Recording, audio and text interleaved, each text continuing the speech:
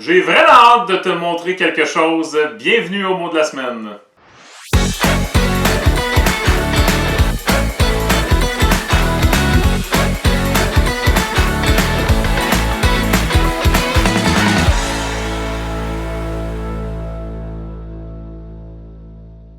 Oui, tantôt je vais te montrer quelque chose de bien le fun. Mais avant, le mot de la semaine. Cette semaine, stevia. Tu le vois écrit. Là, je me suis demandé longtemps, donc c'est-tu masculin ou féminin ce mot-là? Et là, sur certains sites, ça disait masculin, d'autres féminin, d'autres disaient les deux. Finalement, c'est pas vraiment évident.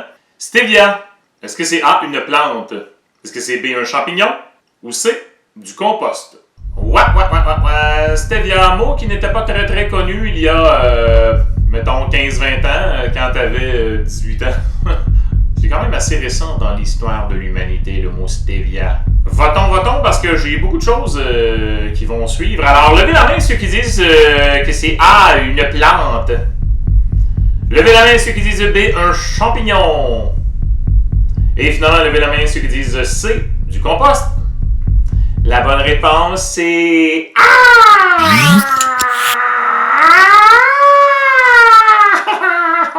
je manque de souffle. Ouais, c'est une plante. Et cette plante-là, elle est très intéressante en nutrition. Bon, il existe à peu près, là, il y a au-dessus de 200 variétés là, de stevia, mais il y en a quelques-unes qu'on peut réduire en poudre et c'est comme du sucre. C'est l'équivalent du sucre, mais sans les calories. On appelle ça un édulcorant. Alors, des substances qui sont sucrées et qui peuvent éventuellement remplacer le sucre qui cause la carie dentaire et qui fait grossir. On appelle ça un édulcorant.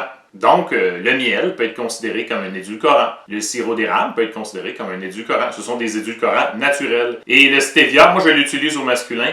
Le stevia est aussi un édulcorant naturel, contrairement à l'aspartame qui est artificiel. Sur le site de l'Institut national de santé publique du Québec, il est utilisé au masculin. Moi j'ai toujours dit ça au masculin. Je sais pas, on dirait qu'il y a des dictionnaires qui font comme de la stevia. Ça fait tellement bizarre. Le stevia. J'aime mieux ça au masculin. Marché conclu!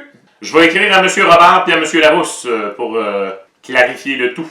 Le stevia a un pouvoir sucrant à peu près 200 à 300 fois supérieur à celui du sucre. Donc, à quantité égale, le stevia est 200-300 fois plus sucré que le sucre.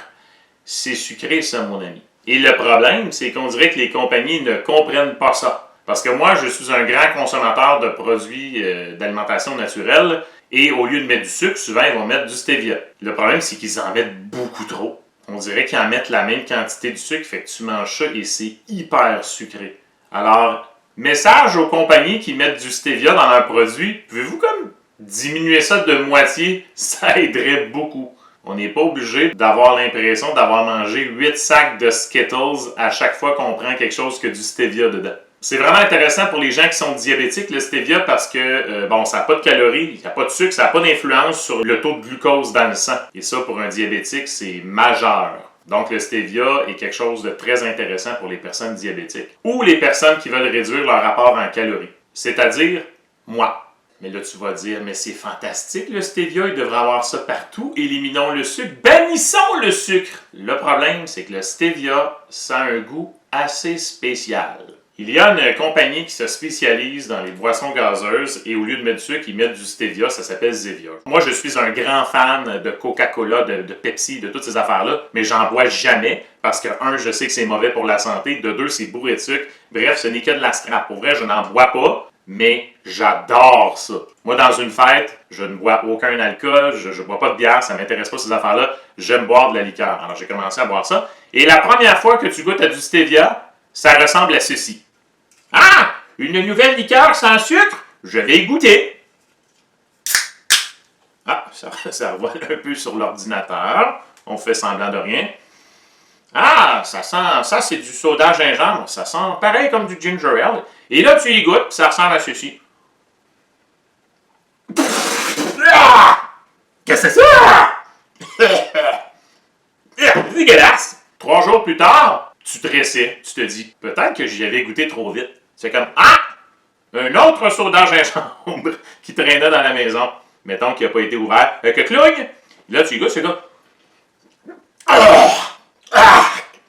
c'est pas buvable, cette affaire-là. Une semaine plus tard, Tu y goûtes pour la 3e fois.